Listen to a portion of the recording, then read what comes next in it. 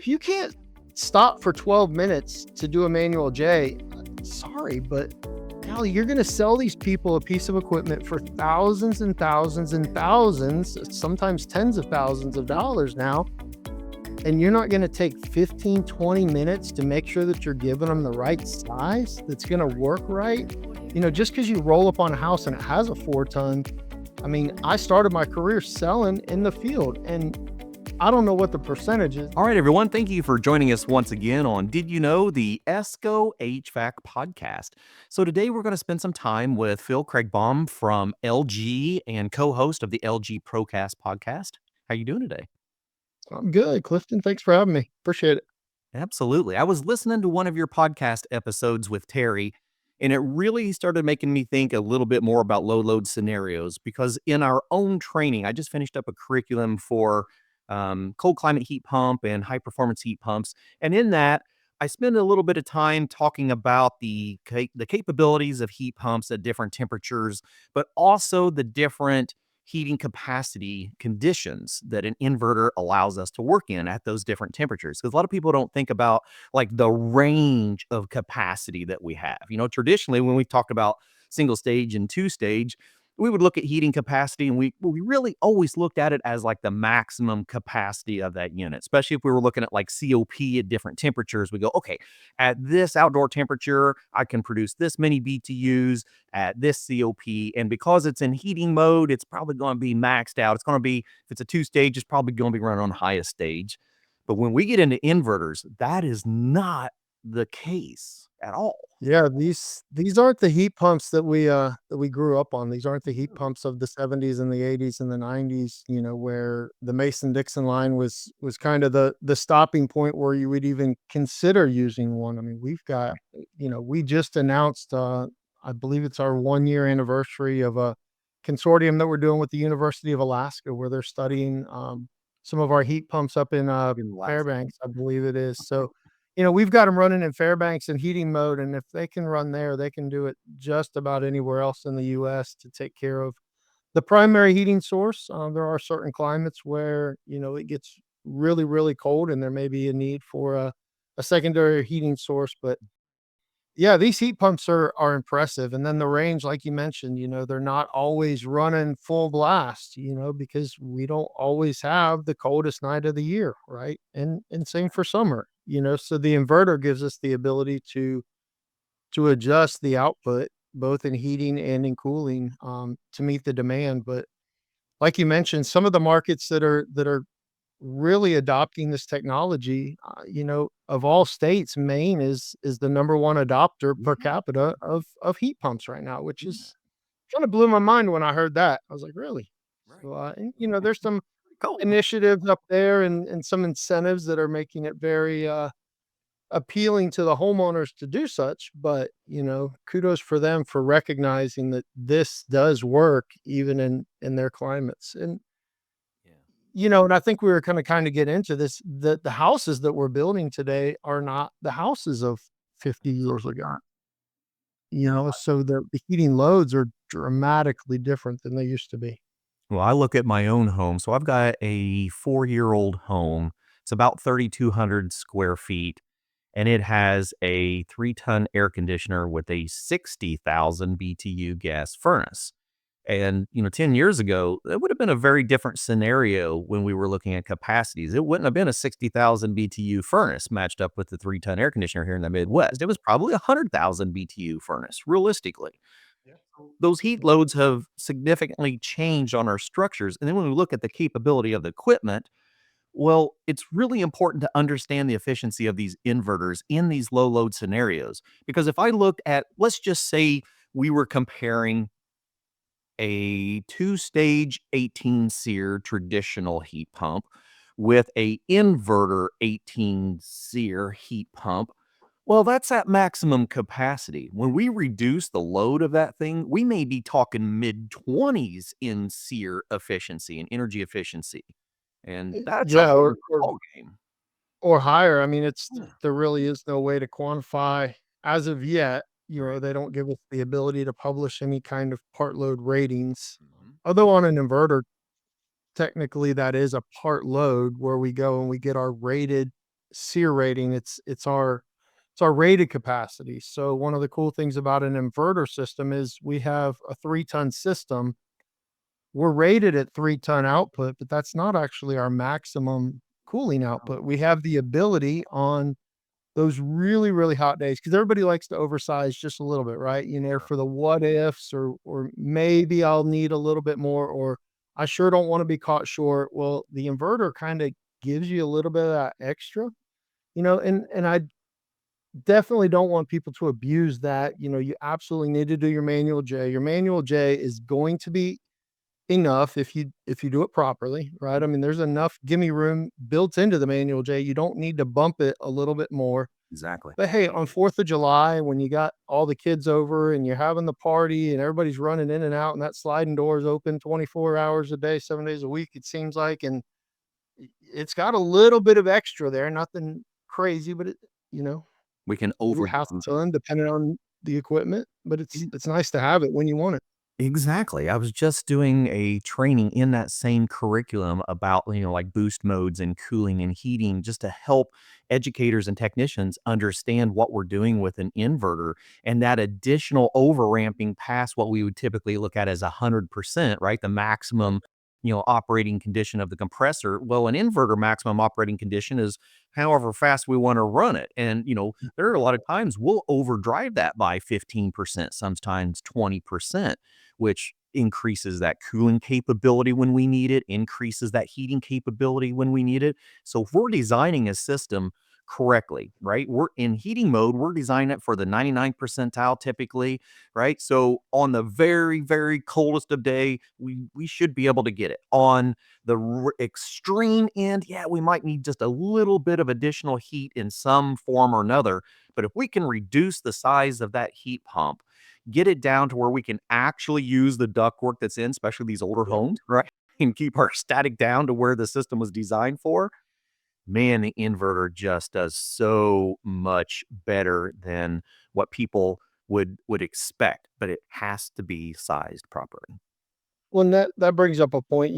Sizing a heat pump is a little more challenging, or more steps than sizing, say, a furnace or an electric resistance heat, because the heating output changes as the temperature changes, and as the temperature drops, the more capacity that you need. So it's very important that you know how much heat you're going to get out of that heat pump at your temperature. And there's two sets of data points that you're going to get on an inverter system. So you're going to get the rated heating, which is at our rated speed, how much at whatever given outdoor temperature. So there's a large chart that you can get. I want my indoor temp to be 72 degrees and my outdoor temp is 15 degrees. And it'll tell you what your BTU output is at the rated capacity, at the rated speed of the compressor. But then there's another set of data tables that'll tell you what the maximum output is. And so I don't design at the maximum, right? But I need to know what that system is capable of. So if my rated capacity doesn't quite get me where I need on based on my manual J, I'm a little bit short. I don't necessarily want to bump up to another size. I need to go look at that maximum and go, hey, this system can speed up more than what the rated amount is. Let's see if I can clear in just about every time. If you're even remotely close on the rated, your maximum is going to be more than enough, because it's significantly more. But you have to know your BTU requirements. So Right. if guys aren't doing manual J's, uh, I don't know what to tell them. There's no good way to size a heat pump. But we've got the data. We have a system builder tool called Lats, and all the manufacturers have their own tools that you go into. So we call ours Lats. We also publish it in paper form in an engineering manual where they can go and get that information. But you know, that's what's important, is know your numbers and then do the couple of extra steps, size it right, and shoot, the suckers just work. And they work really, really, really well. Yeah, it really is. We'll get social media, you get all the negative comments about, new technologies and heat pumps that don't work. And I wish I had the time to go back to everyone and ask, could we actually talk about one of your installations? And could you give me some specific numbers on your duct work? And can let's do an actual heat load? and make sure that you selected the right piece of equipment. And then if you have problems with that equipment, we could probably determine what was actually wrong with it. Because you're right, this new technology just runs and runs and runs. And so when people, mention that, oh, this new technology doesn't work, I'm like, okay, hold on a minute. We have really just made such a very similar transition that the automotive industry did when we went from carburation into fuel injection, right? We went into Yeah. electronic management. And we just take a prime example. When we took a small block Chevy, right? A 350 Chevy, and we made that transition from carburation and distributor into fuel injection, it was the exact same engine for quite a few years. And Yep. the later part had 25 to 30% more fuel efficiency and lasted an additional 50,000 miles. And that's really what we're doing with our technology today in HVAC. Yeah. I've actually used that exact same It's analogy, perfect. and where what it makes me think of is these technicians and, you know, guys that have been in the field for a long time, they're very comfortable putting their gauges on and getting their thermometers and their probes and knowing how a system operates based on a mechanical thermal expansion valve and a constant speed compressor that's spinning at one constant speed. They know how to work on all that. And going from that to a system where you're now plugging in a computer or a module or something that's going to go to your cell phone or your tablet, that's scary. Well, go talk to the mechanics in the 90s because Exactly it. they all did the same thing. They had timing lights and vacuum gauges and all that stuff, and they had to trade them in for these scan tools. Now the first thing you do when you pull into a shop is they go grab their tablet and they plug it into your car and they watch every single little thing that's going on in there. Well, that's what's happened to air conditioning, with the LG tool, and there's plenty of others, but with the LG tool, you plug it in and we can record the runtime of that system and we can watch every little thing that's going on, the temperatures inside and the pressures inside and what these sensors are seeing. And, the diagnosis is different, but a lot of guys have come to me and said, "Hey, yeah, it was different. I had to learn it, but golly, it's so much easier now. Now that I understand it, now that I've gotten educated on it and brought myself up to speed and kind of wrapped my head around, okay, this isn't really all that different. I'm just seeing my data in a different way. It's actually a whole lot easier to work on." Oh, and incredibly, and especially like you said, as our newer technology that allows us to connect these a piece of equipment. Well, let's go back and talk about that automotive analogy again. My very first fuel injection I worked on, I was a senior in high school. I had this little Bronco 2, right? Had throttle body injection, first one I'd ever worked on, and it was having problems. And so as I'm reading my manual, I was really big into that's kind of how I got into being a tech. I liked reading manuals, right? I like fixing stuff. And so I'm looking through this Chilton manual and I go, "Oh, wait a minute. Oh, that's interesting. This throttle position sensor could be the problem. And the book is telling me that I can actually read the voltages off from it." So I'd taken some electrical classes in high school. I already had me a little analog meter, and I was able to check the 5-volt DC coming into the throttle position sensor. And at 2000 RPMs, I should have approximately this voltage coming out of it. And oh, its voltage is not correct. Let me go get me a new throttle position sensor. Boom, runs great, right? And so I look at that same thing when I'm with pressure transducers and temperature thermistors. And, we got manuals to teach us what those numbers are, but Yeah. we've also got the technology. So when those OBD2 scanners started coming, well, those OBD1s, the first generation in that Yeah. throttle body, when those came in and you could plug it in and it would go, oh, by the way, your throttle position sensor is off by X amount of accuracy. Well, it's kind of what we're starting to look at in our inverter world.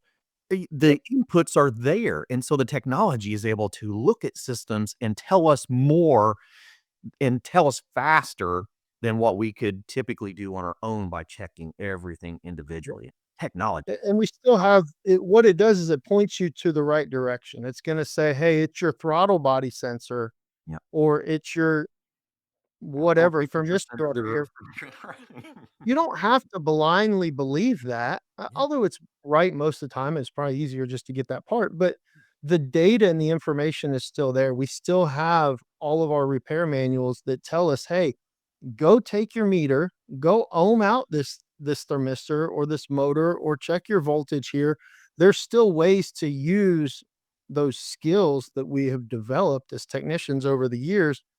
That's not just out the door, although it's sadly going out the door. We need that knowledge, and we need the technicians to retain that ability and that understanding, so that we don't just have parts changers coming up through the trades, but Right. actual technicians that use the technology and use the tools that they have to say, "Hey, this is likely your problem." It's not always right. There may be something else that's causing it to misread this, where if we're just throwing parts at it, well, eventually, if we change enough stuff, hopefully we get it. But, if we actually know what we should be looking for, and we can go check individual pieces and parts, that information has not gone away. It is still available. It's in the manuals. You got to dig, you got to read a little bit. Um, we've got some nice flow charts in one of our service apps that takes you through step by step by step. Okay, check this. It should be this reading. This should be your reading on this thermistor. Is it? Is it not? It's a tough spot for technicians. It is, and I get it, and I empathize with them.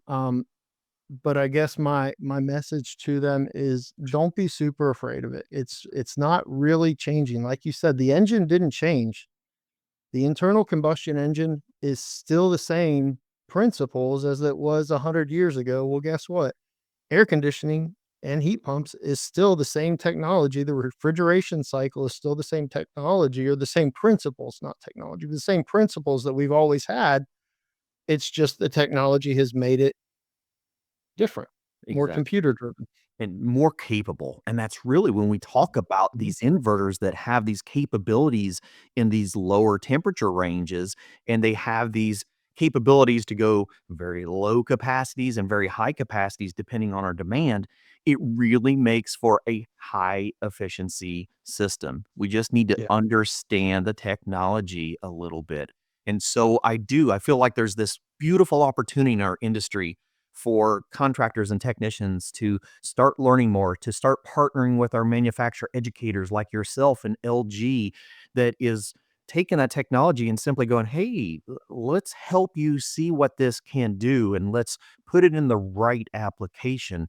Because when it is, you're going to have a beautiful thing. You're going to have systems that have varying heating and cooling capabilities that do so much better of a job, are so much more efficient, and are easier to service when you understand how they actually function. So I love it. I think it's very exciting myself. Yeah, to one of your original points, and you just mentioned it again, it's got to be applied right, and installed right. But installation, I'm seeing the guys are, okay, teach me how to put it in, teach me how to put it in. What I'm not hearing very often is, teach me how to apply it. And Exactly. really, that's not a manufacturer job. It's It's an industry. we've got to do better as an industry at how to do manual J's, taking the time. There's some amazing tools out. I mean, there's apps now on iPads where you can scan a house, and as Just long walk as we're around. I yeah, just it's fantastic. phenomenal. We've got a partnership with one of them, and their average time for a manual J on an existing build house is 12 minutes start to Isn't that finish. nuts? If you can't stop for 12 minutes to do a manual J, sorry, but golly, you're gonna sell these people a piece of equipment for thousands and thousands and thousands, sometimes tens of thousands of Mhm. dollars now, and you're not gonna take 15, 20 minutes to make sure that you're giving them the right size that's gonna work right. Just because you roll up on a house and it has a 4 ton, I mean, I started my career selling in the field, and I don't know what the percentage is. I'm guessing somewhere around a third of the systems that I replaced, I didn't put in the same size unit Right. that it had. You want And that required a conversation with the homeowner. And yes. hey, there's a good reason why I'm about to take your 4 ton system out, and I'm only going to give you a 3 ton back. Mhm. But it's in your best interest. So, I mean, I had to explain that to them, and that was challenging at times, but always did it. I never bent, and I never once had somebody call me up and say, "Hey, Phil, this thing doesn't keep up anymore." Rah, rah, rah. Never happened, because we did the manual J. We knew what was going in. So, if we do that, then we're going to get it right. But in talking about some of these newer homes that are being built, these new construction homes, your home, the days of 400, 500, 600 feet per ton, which was never really a thing to start Just with. the rule. Yeah, I mean, it kinda sorta got you close in some Yes. environments, I guess, but, I've seen manual J's that are 1,600, 1,700 feet per ton, depending where you're at. So, now you've got this, say it's a 3,000 square foot home, and I need 2 tons of cooling. That's 800-ish, 7 to 800 CFM that I'm gonna distribute through 3,000 square feet. That gets really, really, really, really challenging, Yeah. and that's where the inverters and the multi-zone pieces of equipment really come into play, because now instead of trying to distribute that little bit of air through a large area, we're gonna send the refrigerant to different areas, different zones of the home, and then let it go to work in that area. So we may have a couple of small different ducted air handlers, maybe some ductless, and then there may even be some transfer fans that are put in there, because there's some rooms that have such a low load that we just need to push a little bit of air Mhm. through them. Mhm. Um, you can even do a whole bedroom with a transfer fan. I've got some apartments that have been built where they put a single zone wall mount in a two-bedroom apartment, and they Mhm. just use transfer fans to push the air from the living room into the bedrooms. As long as you give it a path out, that wall mount, and it brought down the installation cost dramatically. Yeah. And what was interesting is, prior to that, they were using 3-zone mini splits, Mhm. wall mount splits for these apartments. When you've got bedrooms that are hundreds, maybe low thousands BTU, and we're putting 7s and 9,000 BTU heads in these bedrooms, and they're grossly oversized. So what they actually found is, not only did they reduce their install cost dramatically, they're running better, they're using less power, and the tenants in those apartments like it better than the 3-zone system, That's because cool. it's not short through those small rooms. Exactly.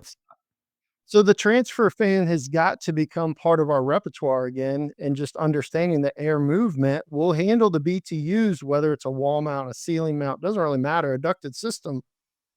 But we may have to use some ancillary devices to move the air in and out of different rooms. And there's so many different ways, and there's so many different companies that are producing high efficient, quiet, there's ducted models. There's some that are through the wall. There's some that go up the wall cavity and then into the bedroom. And however you want to do it, whatever one works for your application. If there's a certain brand that you like, great.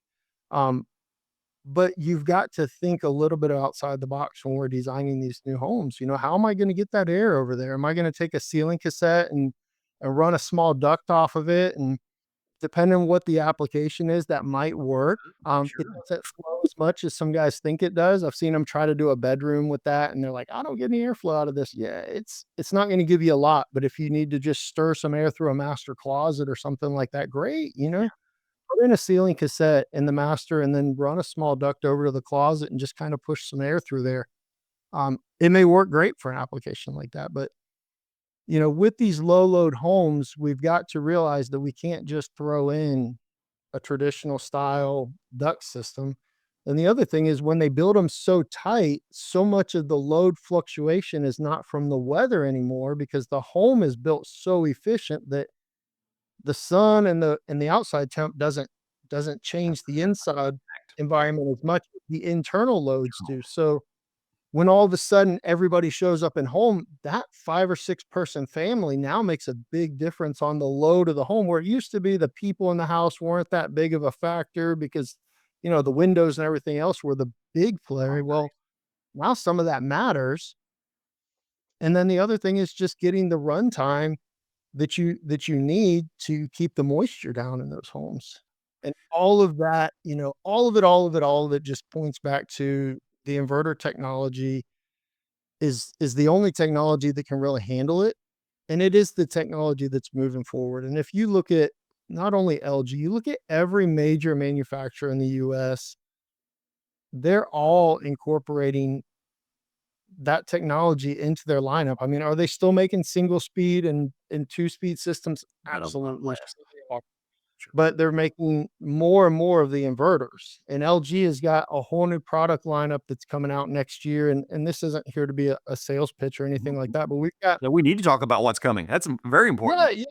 So, what we've got is, everybody thinks of LG as like just a mini split brand where it's just a wall mount up on on the wall. We've got a 5-ton ducted air handler that can do anything and everything that any heat pump system, or furnace system pretty much can do, so we can take out an existing system and put in what looks and feels just like any other air handler, handles up to an inch of static pressure. So you Mm, pull that old air handler out, you put the LG air handler in, and you've taken them from, single stage or two stage to now an inverter without having to redo the entire system, assuming that the duct system was put in well and is still in good condition, is sized appropriately.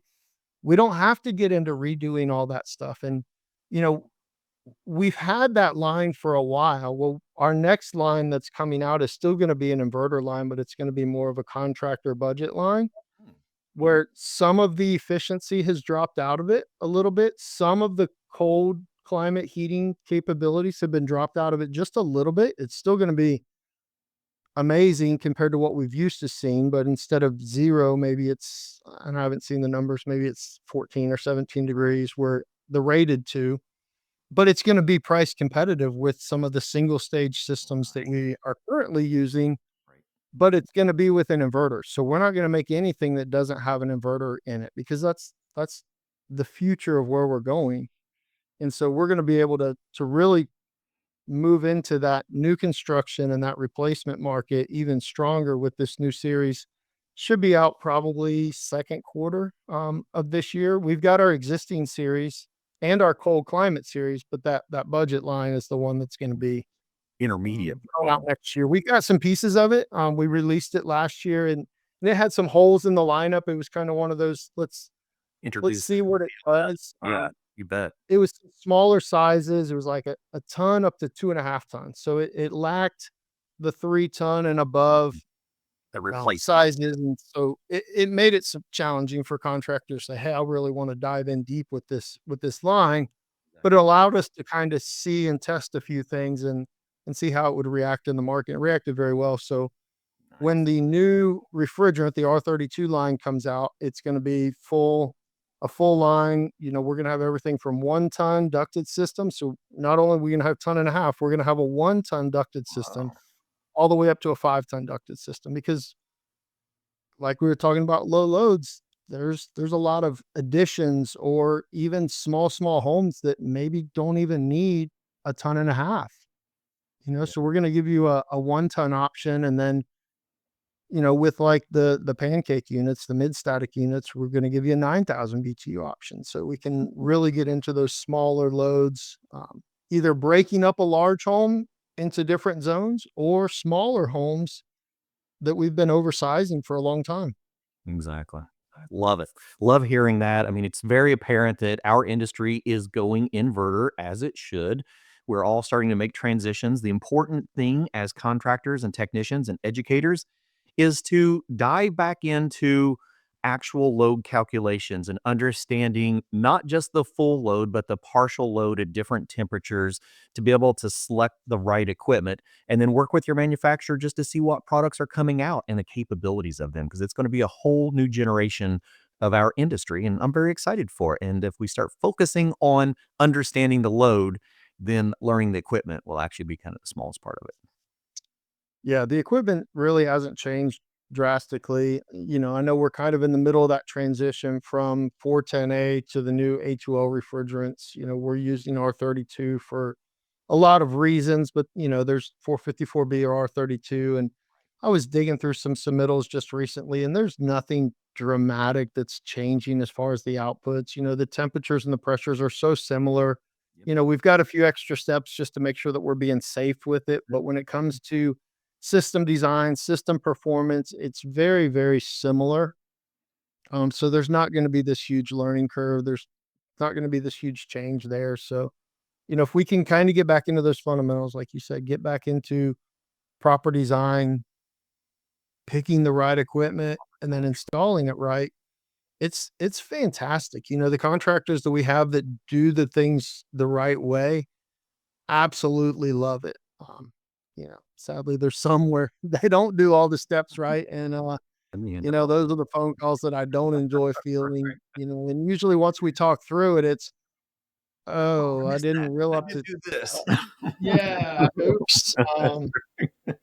But, you know, that's fine, you know, and LG's got our training academies throughout the country. We've partnered with a lot of our distributors that have training academies, in there, so you can find places to get educated, whatever your brand is. Obviously, I want it to be LG, but, Yeah, you know, more than that, I want our industry to get better, that's you great. know? I wanna be a piece of that, I wanna be a part of that, I want LG to be a part of that, but I want whatever brand you're putting in, I want you to put it in the best way that it can be for your customer and for our industry. Such a great statement.